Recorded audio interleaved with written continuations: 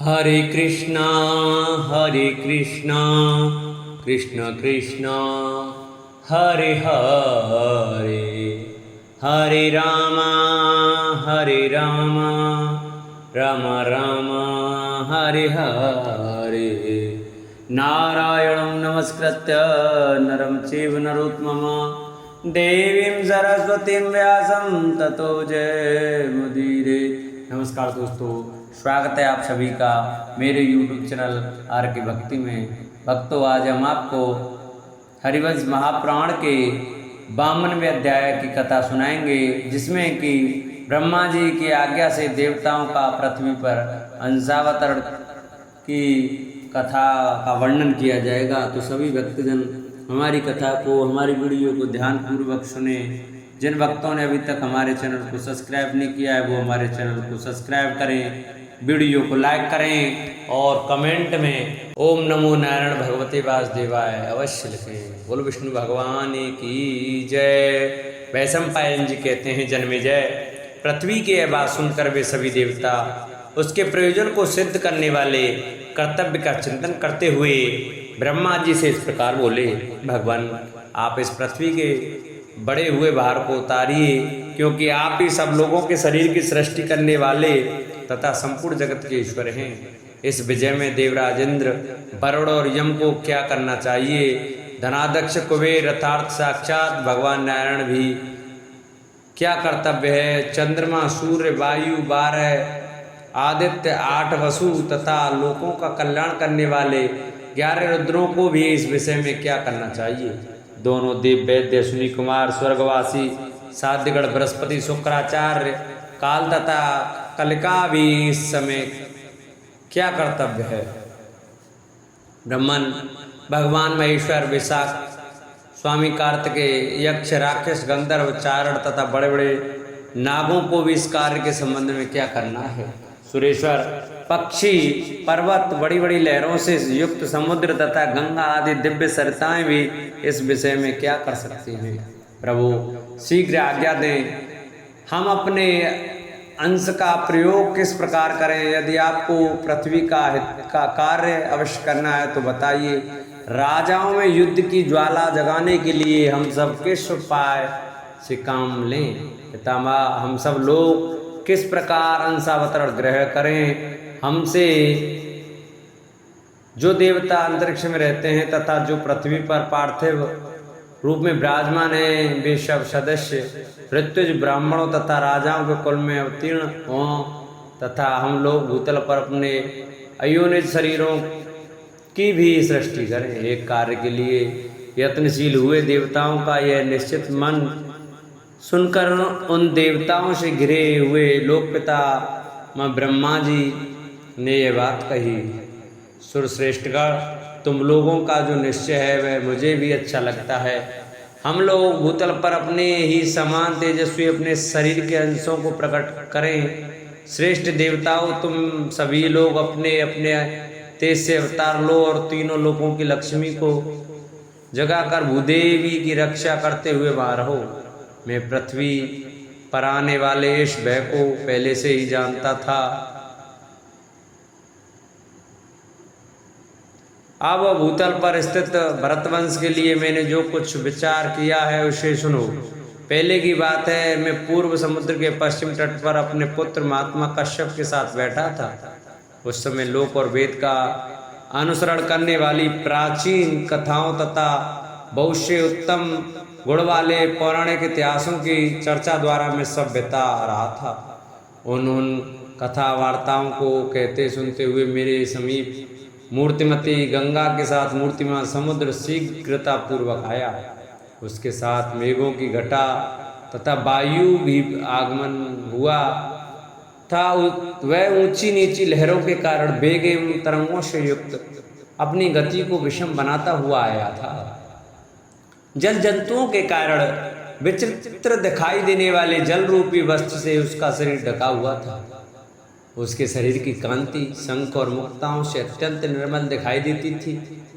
वह मूंग और मणियों के आभूषणों से विभूषित तथा पूर्ण चंद्रमा से संयुक्त होने के कारण उद्वेलित हो मेघ के समान गंभीर गर्जना कर रहा था। उसने मेरा तिरस्कार सा करते हुए अपनी मर्यादा का उल्लंघन करके अपने चंचल एवं नमकीन जल बिंदुओं से मुझे भिगो दिया। जब समुद्र अपने उमड़े हुए जल से उस स्थान को नष्ट भ्रष्ट करने के लिए उद्यत हुआ, तब मैंने क्रोध भरी वाणी से उससे कहा, तू शांत हो जा, शांत हो जा। इतना कहते ही समुद्र तनुता सूक्ष्मता को प्राप्त हो गया। उसकी उर्मी और तरंगों का प्रभाव दब गया और वह राजलक्ष्मी से प्रकाशित होता हुआ मेरे समीप खड़ा हो गया। फिर मैंने मन ही मन पृथ्वी के वारुतान्य के हेतु का विचार करके तुम लोगों के हित की कामना से गंगा से समुद्र को अपने साफ देते हुए कहा, समुद्र तू राजा के समान छड़ी धारण करके मेरे निकट आया है, अतः जा, तू इस पृथ्वी का पालन करने वाले राजा ही होगा। वहाँ भी अपनी सहज लीला को धारण किए अपने तेज से तू मनुष्यों का भरण पोषण करने वाला तथा भरतवंश का भार वहन करने में समर्थ होगा। शांत हो जा मेरे, इतना ही कहते ही जो तू शांत होकर तनुता सूक्ष्मता को प्राप्त हुआ है, इसलिए तू सुंदर शरीर से युक्त एवं यशस्वी होकर संसार में शांतनु नाम से विख्यात होगा। यह विशाल लोचना सर्वांग सुंदरी सरिताओं में श्रेष्ठ मूर्तिमती गंगा भी वहाँ तुम्हारी सेवा में उपस्थित होंगी। मेरा ऐसा कहने पर क्षोभ में भरा हुआ समुद्र मेरी ओर देखकर बोला, देव देवेश्वर, आप मुझे साप क्यों दिया? मेरा यह शरीर तो आपकी आज्ञा का पालक है, आपने ही इसकी रचना की है और यह सदा आपकी सेवा में तत्पर रहता है। मैं आपका पुत्र हूँ, आपने स्वयं ही मुझे ऐसे वचनों द्वारा जो आपके और मेरे अनुरूप नहीं है साप कैसे दे दिया? भगवान, आपकी ही कृपा से पूर्णिमा के दिन में बड़े वेग से बढ़ जाता हूँ। ब्रह्मन, इस सहज नियम से प्रेरित होकर यदि मैं अपनी मर्यादा से विचलित हो गया तो इसमें मेरा अपना दोष क्या है? भगवान, आज पूर्णिमा के दिन प्रबल वायु द्वारा फेंके गए मेरे जल से यदि आपका स्पर्श हो गया, आप भीग गए, तो इसमें मुझे साप प्राप्त होने का क्या कारण है? उठी हुई प्रचंड आंधी, बड़े हुए महान मेघ और उगे हुए चंद्रमा से युक्त पूर्णिमा का पर्व, इन तीनों कारणों से मैं क्षुब्ध उद्वेलित हो उठा था। ब्रह्मन, इस तरह आपके बनाए हुए कारणों नियमों से विक्षुब्ध होकर यदि मैंने अपराध किया है तो आप उसके लिए मुझे क्षमा कर दें और इस शाप को लौटा लें। देवेश्वर, मुझे दूसरा कोई सहारा देने वाला नहीं है, मैं साप से शिथिल हो गया हूँ। यदि आप शरणागत की रक्षा का प्रतिपादन करने वाले प्रमाण पर दृष्टि रखते हैं तो मुझ पर अवश्य दया करें। यह देव नदी गंगा आपकी ही आज्ञा से इस भूतल पर अवतीर्ण हुई है, इसका कोई दोष नहीं है, इसे मेरे दोष से ही दोष की भागनी होना पड़ा है, अतः आप इस पर कृपा करें। महासागर देवताओं के भूभार हरण रूप उद्देश्य को नहीं जानता था, अतः मेरी सापग्री से भयभीत हो उठा था। उस समय मैंने मधुर वाणी द्वारा उसे सांत्वना देते हुए कहा, महोदय, शांत हो जाओ, तुम्हें डरना नहीं चाहिए, मैं तुम पर प्रसन्न हूँ। नंदीश्वर, इस साप में जो भावी कारण उद्देश्य है उसे बताता हूँ, सुनो। सरिताओं के स्वामी समुद्र, तुम अपने तेज से सागर शरीर को छोड़कर अर्थात योग बल से अपने आप को दो रूपों में विभक्त करके एक से तो यहाँ रह जाओ और दूसरे रूप से जाओ और भरतवंश में अपने शरीर को गर्भ में स्थापित करो। जल के स्वामी महासागर, उस भरतवंश का पालन करते हुए बड़े सुख से रहोगे। यह जो तुम्हारी प्रिया सरिताओं श्रेष्ठ गंगा है, यह भी उस समय रमणीय अंगों से सुशोभित परम सुंदर रूप धारण करके वहाँ तुम्हारी सेवा करेगी। सागर, तुम मेरी आज्ञा से वहाँ इस जाह्नवी के साथ आनंद पूर्वक रहते हुए मुझे जल से भिगोने के कारण मिले हुए साप के दुख को भूल जाओगे। समुद्र, तुम्हें बहुत शीघ्र मेरी इस आज्ञा का पालन करना चाहिए। वहाँ इस गंगा के साथ तुम्हारा प्रजापत्य विधि से विवाह होगा। 8 वसु स्वर्ग से भ्रष्ट होकर रसातल में जा पहुँचे हैं, उन्हें मनुष्य रूप में उत्पन्न करने के लिए मैंने तुम्हें नियुक्त किया है। अग्निदेव के समान गुणशाली तथा देवताओं की प्रसन्नता को बढ़ाने वाले उन 8 वसुओं को संतान रूप से उत्पन्न करने के लिए यह गंगा तुमसे गर्भ धारण करे। सागर, तुम वसुओं को शीघ्र ही जन्म देकर कुरकुल की महत्ता बढ़ाने के अनंतर उस मानव शरीर का त्याग करके पुनः अपने समुद्र रूप में प्रवेश करोगे। सुर श्रेष्ठगण, इस प्रकार मैंने भविष्य में होने वाले पृथ्वी के राज समूह रूपी भार को देखकर तुम्हारे हित के लिए पहले ही ये कार्य कर दिया है। इस तरह भूतल पर शांतनु के वंश का बीजारोपण मैंने कर दिया। स्वर्ग में रहने वाले जो वसु थे वे गंगा के गर्भ से उत्पन्न हो चुके और उनमें से ये 7 वसु यहाँ आए, परंतु एकमात्र 8वां वसु गंगा का पुत्र होकर अब तक वहाँ पृथ्वी पर ही लटक रहा है। शांतनु की दूसरी पत्नी सत्यवती के साथ पति का समागम होने पर भीष्म की अपेक्षा जो दूसरा पुत्र उत्पन्न हुआ था उसका नाम विचित्रवीर था। वह कुरुकुल का तेजस्वी एवं प्रतापी राजा था। विचित्रवीर की 2 ही पुत्र इस समय पृथ्वी पर वर्तमान हैं। वे दोनों राजा एवं पुरुषों में श्रेष्ठ हैं। धृतराष्ट्र और पांडु नाम से उनकी ख्याति है। उनमें से पांडु की 2 शोभा संपन्न सुंदर पत्नियां हैं जो देवांगनाओं के समान रूपवती हैं। उनका नाम है कुंती और माद्री।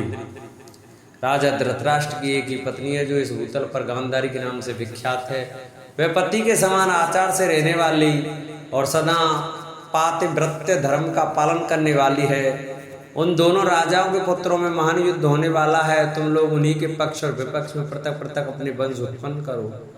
उनके पैतृक राज्य के बंटवारे के संबंध में विवाद होने पर बड़ा भारी संग्राम छिड़ जाएगा और उसमें बहुत से नरेशों का विनाश होगा। यह महान युद्ध प्रलय काल के समान भयंकर एवं संहारकारी होगा। जब सेना सहित राजा लोग उस युद्ध में उपस्थित होंगे उस समय एक दूसरे से लड़ भिड़कर उन सब की शांति मृत्यु हो जाएगी।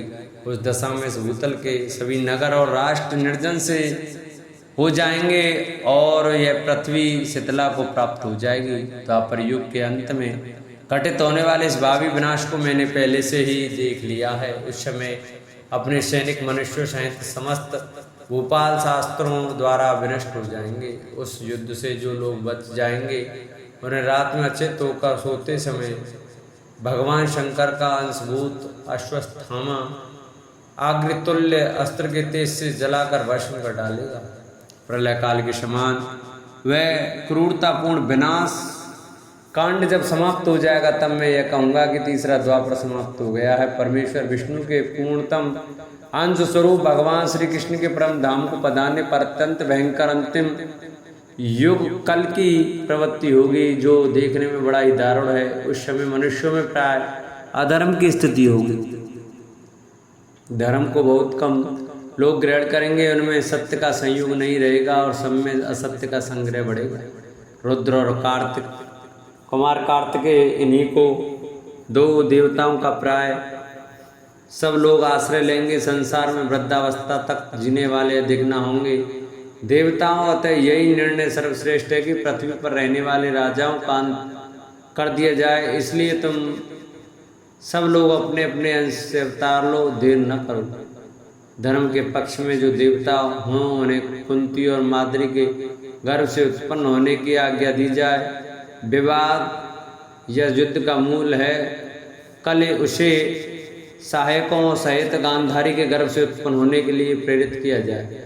काल से प्रेरित हुए राजा इन दोनों पक्षों में से किसी एक का आश्रय लेंगे और पृथ्वी के राज्य की प्राप्ति के लिए लोभाशक्त होकर वे सब संग्राम की लालसा रखेंगे। संपूर्ण जगत को धारण करने वाली यह पृथ्वी अब अपने स्थान को चली जाए।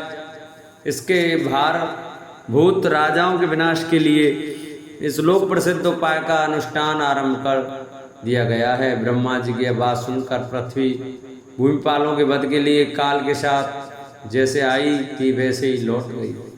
तदंतर ब्रह्मा जी ने देवद्रोही दानवों का दमन करने के लिए देवताओं को प्रेरित किया। उन्होंने पुरातन ऋषि नर पृथ्वी को धारण करने वाले शेषनाग सनत कुमार साध्यगण अग्नि आदि देवता वरुण यम सूर्य चंद्रमा गंधर्व अप्सरा रुद्र आदित्य तथा दोनों अश्विनी कुमार इन सबको अवतार लेने के लिए प्रेरणा दी।